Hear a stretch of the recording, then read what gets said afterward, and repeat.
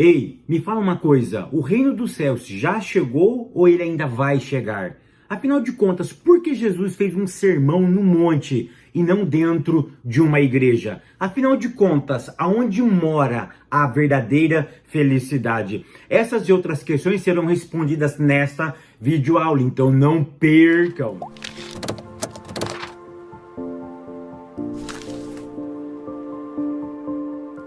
A paz, queridos, que bom estarmos aqui novamente no nosso programa semanal da Escola Bíblica Dominical e hoje para darmos o início do segundo trimestre de 2022, que tem como título Os Valores do Reino de Deus. Para quem não me conhece, eu sou o pastor Fábio Segantin. Se você é novo por aqui, não perca essa oportunidade, porque aqui do lado tem um botãozinho vermelho, clica nele e se inscreva, porque toda semana tem um vídeo novo aqui. Se você for um inscrito, tudo aquilo que eu postar aqui, o YouTube vai lhe avisar. E não esqueça também de curtir esse vídeo, de deixar o seu comentário e de compartilhar, porque isso é muito importante. Você sabia que cada vez que você curte esse vídeo, o YouTube mostra para 10, 15, 20, 100 pessoas a mais? Então curta ele, porque isso é muito importante para nós. Hoje nós estamos começando um novo trimestre, então vai ser 13 videoaulas, onde nós vamos falar sobre o reino de Deus. Nós vamos focar justamente nos valores do reino de Deus. E a lição de número 1 é justamente sobre o início desse reino. A lição de número 1 tem como título o Sermão do Monte, o caráter do reino de Deus. E nós vamos começar lá em Mateus, capítulo 5, do verso 1 até o verso de número 12. Hoje nós vamos focar então por que Jesus falou sobre o Sermão do Monte. Quanto tempo durou o Sermão do Monte? Por que ele fez aquele sermão no monte? Por que ele não entrou dentro de uma sinagoga? Por que ele fez justamente dentro de um monte? Afinal de contas, o reino de Deus já chegou ou ele ainda vai chegar? E a felicidade, aonde ela está? Aonde ela mora? É isso que nós vamos observar nessa videoaula aqui. Tópico primeiro, a estrutura do Sermão do Monte. Ponto 1. Por que Sermão do Monte? Presta atenção, para eu entender por que Cristo foi no monte fazer esse sermão, eu tenho que entender algumas coisas. Primeiro, Mateus, ele é um judeu. E ele escreve para quem? Para romanos? Não, ele escreve para judeus. Então, na perspectiva dele, ele vai fazer de tudo para fazer um link. A vida de Cristo com a vida judaica. E aí eu preciso ir para onde? Ir para Deuteronômio, capítulo 11 e o verso de número 29. Olha o que diz o capítulo 11 e o verso de número 29. Deuteronômio 11, verso 29 diz assim: E será que quando o Senhor, teu Deus, te introduzir na terra, grava essa palavra, te introduzir na terra, ou seja, o povo vai entrar na terra. Quando Deus introduzir o povo vai entrar na terra, a qual vocês terão. Então pronunciarás as bênçãos sobre o monte Gerizim e a maldição sobre o monte Ebal. Então é o seguinte, o que Moisés estava dizendo? Quando Deus introduzir vocês em Canaã, porque Moisés não entra em Canaã, o que vocês vão fazer? Vocês vão pronunciar bênçãos no monte Gerizim e vão anunciar maldição no monte Ebal. Então olha que interessante, quando vocês entrarem, vocês vão vaticinar, vocês vão pronunciar as bênçãos, as bem-aventuranças. Então é por esse motivo que Cristo sobe no monte, porque ele vai introduzir o povo dele a um novo ciclo. Qual é esse ciclo? O seu próprio reino. Porque até então o reino não existia. O reino estava no céu. Mateus 6, verso 9, ele vai dizer isso. Ele chama o reino para essa terra. É por isso que ele diz: Pai, que a tua vontade aconteça aqui como acontece no céu. Porque teu é o reino.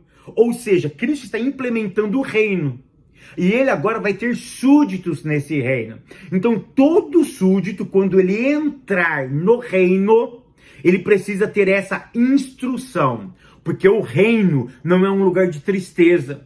O reino não é um lugar de depressão. O reino não é um lugar pacato. O reino é um lugar de paz, de amor e de felicidade. É por isso que as bem-aventuranças enumeradas 9 características, justamente por esse fato. Por isso que chama bem-aventuranças, ou seja, felicidade. É quem pratica aquele tipo de coisa. Então, por que Jesus vai no monte? Porque ele está introduzindo o reino dele aqui nessa terra. E as pessoas vão ser introduzidas no reino. Então, para que você vá no reino, precisa ter essa instrução. Ponto 2, a estrutura do sermão. Olha que interessante. Então, o reino vai ser implantado. E o que Mateus faz? Mateus, ele é judeu. Então, Mateus precisa mostrar para os judeus que esse personagem que ele vai apresentar, que esse reino que está chegando, ele é um reino que as profecias já se cumpriram. E que a chegada desse personagem, Jesus, é o cumprimento de profecias passadas. E ele enumera do capítulo 1 até o capítulo 4 do Evangelho de Mateus, tá? No seu próprio evangelho, do capítulo 1 até o capítulo 4, ele enumera 7 profecias que corroboram a chegada desse reino, porque a chegada do reino é como a chegada de Cristo. Então, olha, em Mateus capítulo 1, verso 23, ele fala sobre a profecia do Emanuel.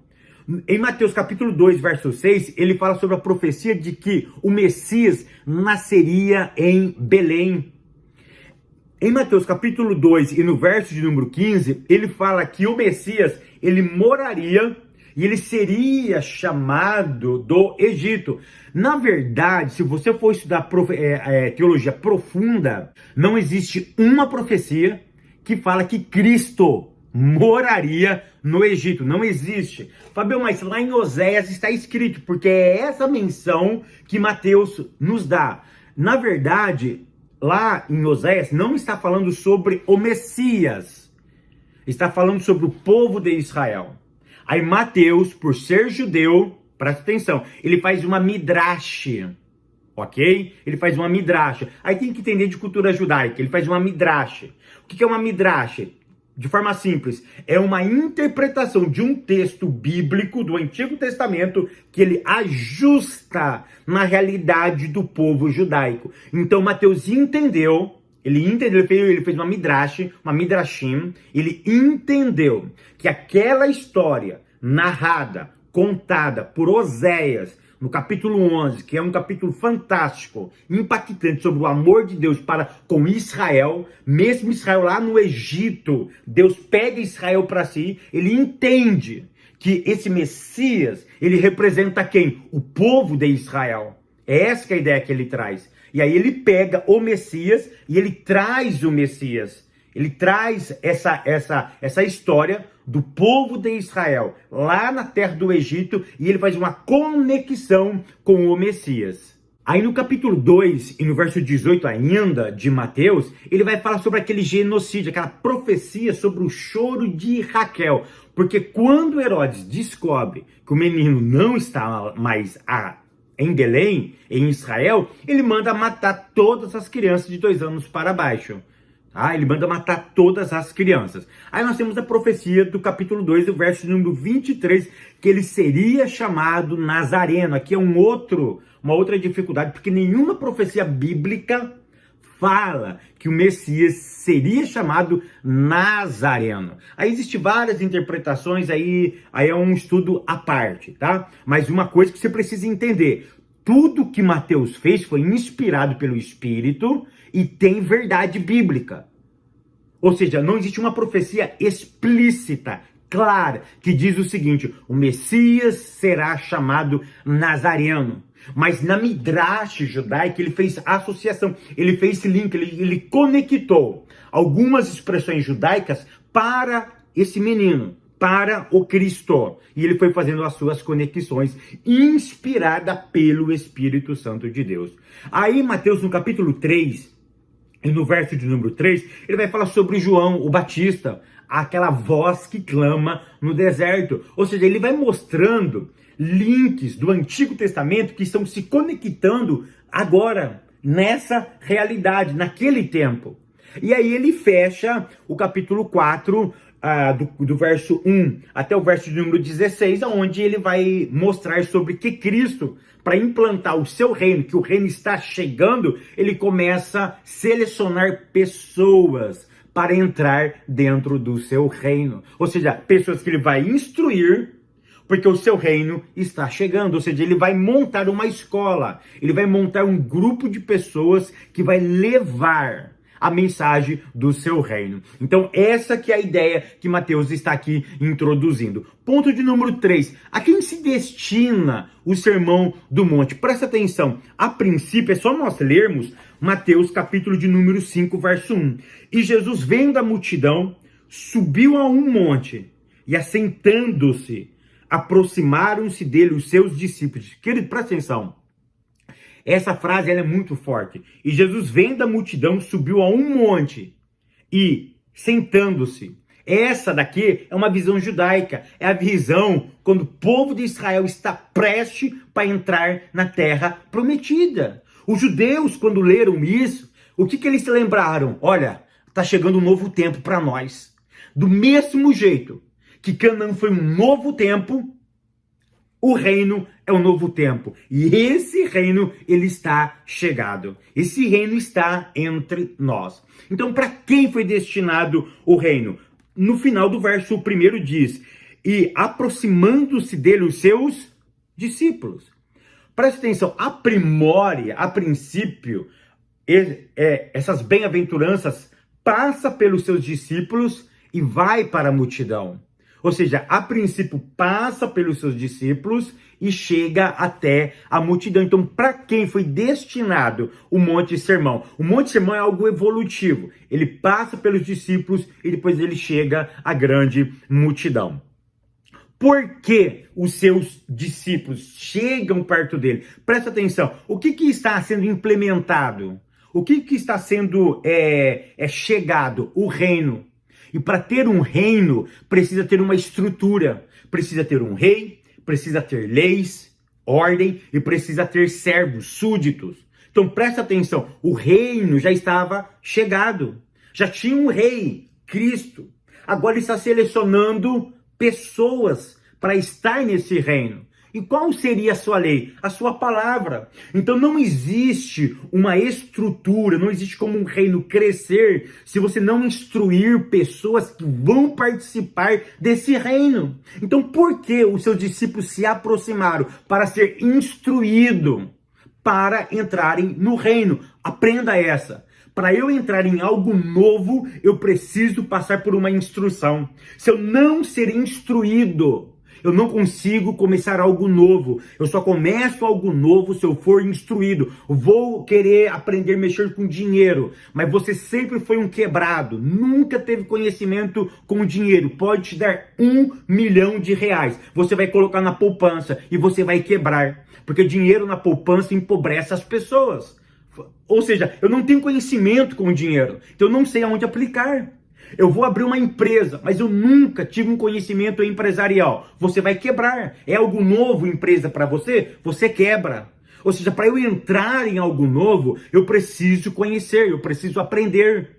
Se você for dar aula de qualquer coisa sem ter domínio, você vai se dar mal. Por quê? Porque você não se preparou. Ou seja, para eu entrar em algo novo, eu preciso me preparar. É essa a ideia aqui do tópico 1º. Tópico 2º, as bem-aventuranças e o caráter dos filhos de Deus. O que são bem-aventuranças? Presta atenção. Quantas bem-aventuranças temos na Bíblia? Não são 8, são 9.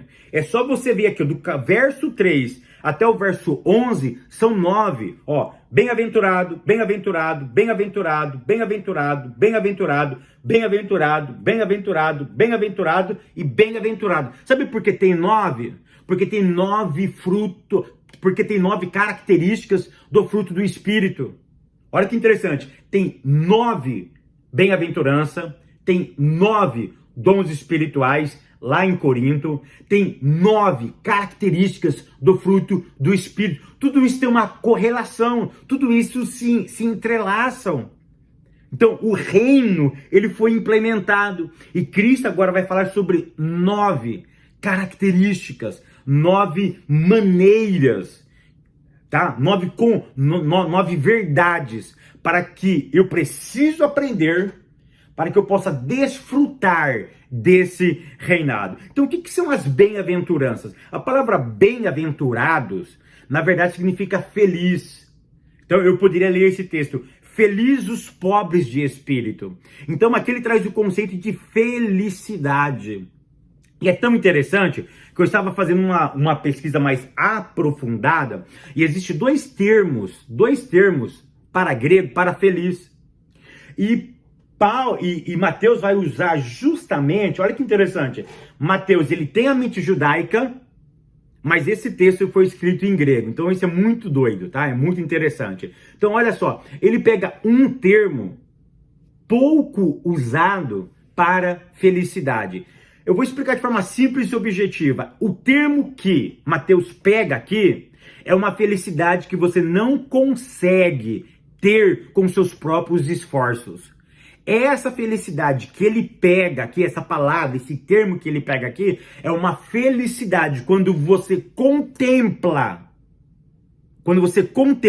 aquilo que Deus está fazendo na tua história. Ou seja, é baseado na contemplação e no prazer, na satisfação em fazer alguma coisa para aquilo que você foi chamado, para aquilo que você arde o seu coração. Então, olha que interessante, eu faço por prazer? Faço. Eu faço porque eu me conecto? Sim. Mas eu paro e começo a contemplar aquilo que Deus está fazendo na minha própria existência. Você consegue entender que essa felicidade é alguém produzindo em você? E esse alguém não é alguém humano, é alguém divino. Ou seja, você em si próprio não consegue ter a felicidade, não consegue ser feliz. Você precisa estar conectado com uma divindade. Você precisa estar conectado com o Espírito. Você precisa estar conectado com os céus. Quando você está conectado com os céus, então esse texto se encaixa para você. Ponto 2. O reino de Deus e o seu caráter. Presta atenção, o reino de Deus chegou. Quando ele chegou, Fábio? Com o surgimento de Cristo. Quando Cristo chega, o reino chega. Mas, Fábio, eu não estou vendo Cristo reinando. Ele já está reinando, mas na onde? Se o mundo tem tanta guerra, se o mundo tem tanto ódio, se o mundo tem tanto problema, ele reina aqui dentro. Ele reina aí dentro. Ele reina dentro de nós. Então preste atenção, o reino de Deus, ele é por estágio. O primeiro estágio é aqui dentro. Ele reina dentro de nós. Ele reina dentro dos seus súditos. Vai ter um dia que ele vai reinar presencialmente, onde o rei vai sentar lá em Jerusalém. Lá em Jerusalém vai ser o lugar dele. E de lá, ele vai governar todo o mundo. Todo o planeta Terra vai ser governado por Jerusalém, por Cristo, onde ele vai mostrar literalmente como se reina de forma justa e aonde tem paz quando um reino de verdade está no absoluto poder. Ou seja, então o reino do céu, o reino de Cristo, ele tem dois estágios. O primeiro já está implantado, é místico. O segundo vai ser físico, aquilo que nós chamamos de milênio. No milênio, literalmente, ele vai reinar de forma visível. Ponto de número 3, os súditos do reino de Deus. Quem são os seus súditos? Aqueles que ouviram o chamado dele. E quando você ouve o chamado, aí você entra dentro do reino. E esses súditos, eles têm que ter uma característica. E aí eu vou mostrar 9 características para vocês. Quais são? O próprio autor menciona aqui, tá? Quais são as características dele? Por exemplo, tem que ser uma pessoa quebrantada. O arrogante não serve para o reino. Ele tem que ser uma pessoa quebrantada. O choro volta à ideia de uma pessoa sensível, de uma pessoa que tenha sensibilidade pela causa alheia. Tem que ser uma pessoa mansa. Não podemos ter súditos bravos, súditos destemperamentados, que não têm um temperamento equilibrado, que ele perde ele perde muito rápido o desequilíbrio. Eu preciso estar focado. Eu preciso ser uma pessoa mansa. Eu preciso ter retidão. O que é retidão? Retidão é você fazer as coisas com justiça. É não ter dois pesos e duas medidas. Você trata uma pessoa de uma forma e a outra de uma outra forma. O que tem dinheiro, nossa, meu Deus do céu. O que não tem dinheiro, você não dá mínima para ele. Você só faz as coisas por interesse. Eu vou ajudar aquela pessoa porque aquela pessoa, mais para frente, ele pode me devolver algo em troca. Não, tá errado.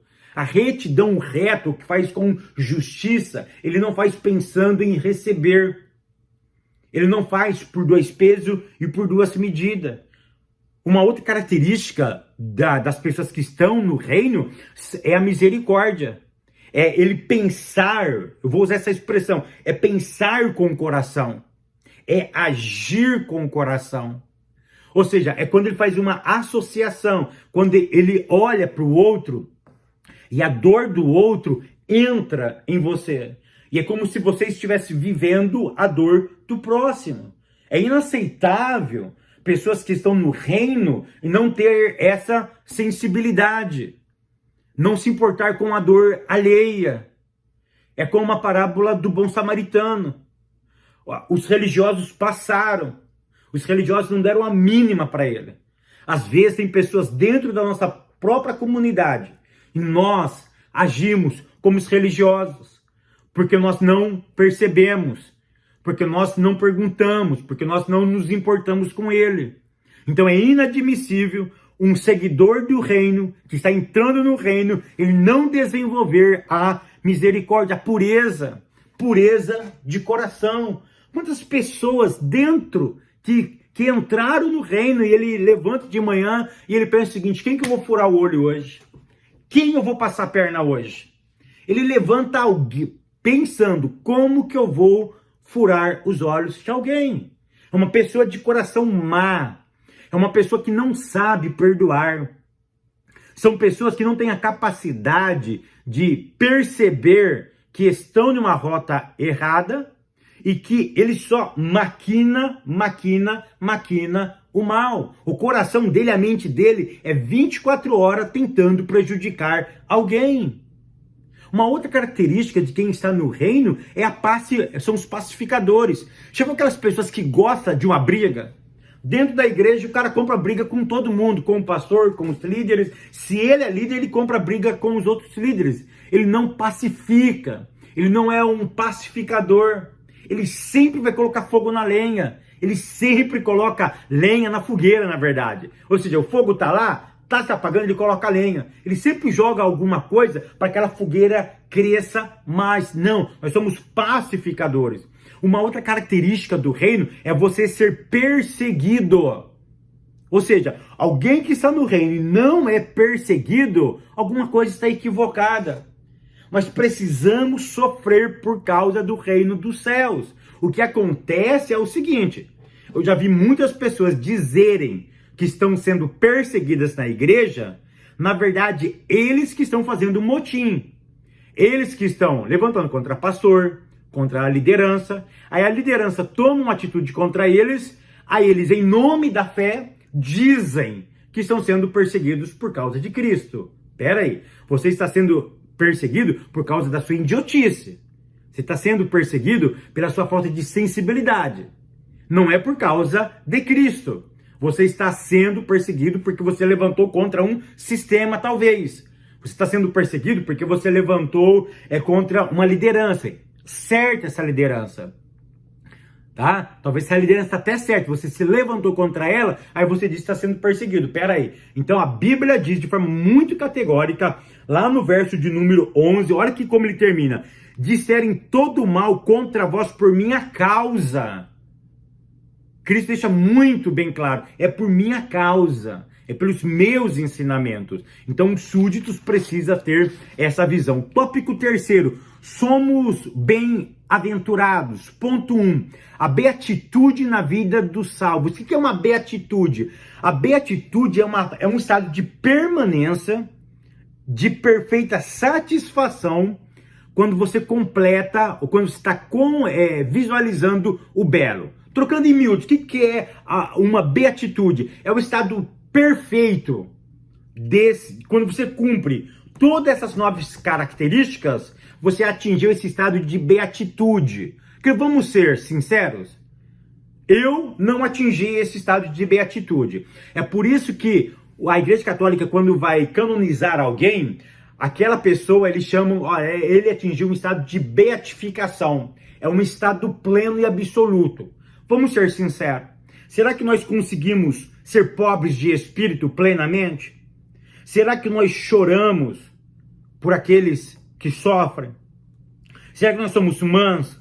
Será que realmente nós temos sede de justiça? Não é justiça política. A ideia não é essa, tá bom? Será que nós somos misericordiosos, limpos realmente de coração? Será que hoje não desceu uma maldade aqui no meu coração? Então, espera um pouquinho. Nós não estamos falando de perfeição.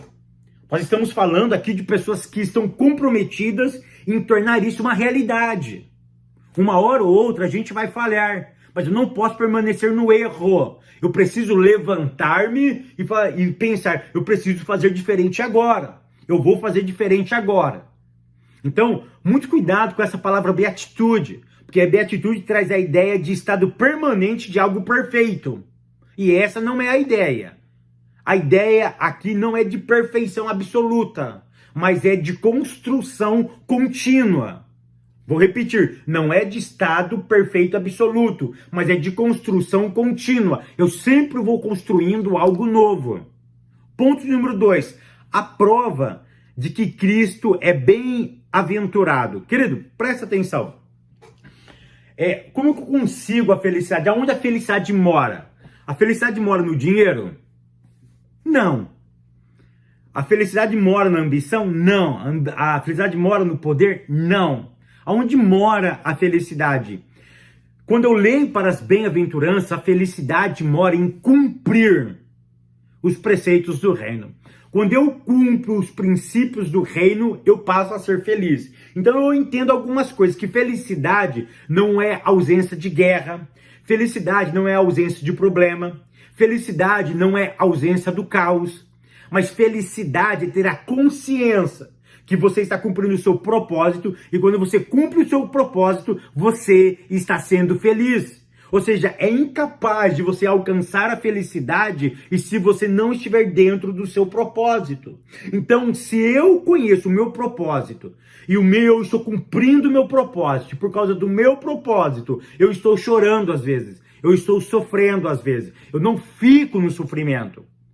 Ou seja, eu passo por um estado de sofrimento. Eu choro às vezes eu luto por justiça. Quando eu estou cumprindo o meu propósito, então eu estou encontrando a minha felicidade, ou eu estou sendo feliz. E quando eu estou sendo feliz, eu estou me conectando com aquele que produz felicidade dentro de mim. Porque a felicidade não é um encontro baseado em mim mesmo. É quando eu cumpro o propósito, dito que alguém me deu esse propósito. E que no nosso caso, é quando eu cumpro o propósito de Deus. Quando eu cumpro o propósito de Deus na minha vida, então eu começo a ser uma pessoa realizada e uma pessoa feliz. Não uma pessoa perfeita, mas uma pessoa feliz. Que o Eterno continue te abençoando, te guardando, te prosperando. Eu te espero semana que vem, querendo Deus.